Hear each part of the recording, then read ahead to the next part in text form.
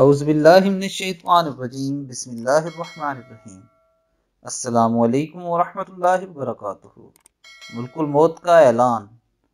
اس ذات کی قسم جس کے قبضہ قدرت میں محمد صلی اللہ علیہ وآلہ وسلم کی جان ہے، اگر لوگ مردے کا ٹھکانہ دیکھ لیں اور اس کا کلام سن لیں تو اپنی میت کو بھول جائیں اور اپنی جانوں پر رونے لگیں، یہاں تک کہ جب مردے کو تختے پر رکھ دیا جاتا ہے تو اس کی روح تختے کے اوپر پھڑپڑاتے ہوئے پکارتی ہے، اے میرے اہل و عیال، دنیا تمہارے ساتھ اس طرح نہ کھیلے جس طرح میرے ساتھ کھیلی۔ میں نے حلال و غیر حلال مال جمع کیا، پھر وہ مال دوسروں کے لیے چھوڑ آیا، اس کا نفع تمہارے لیے ہے اور نقصان میرے لیے۔ بس جو کچھ مجھ پر گزری ہے اس سے محتاط رہو، یعنی عبرت حاصل کرو۔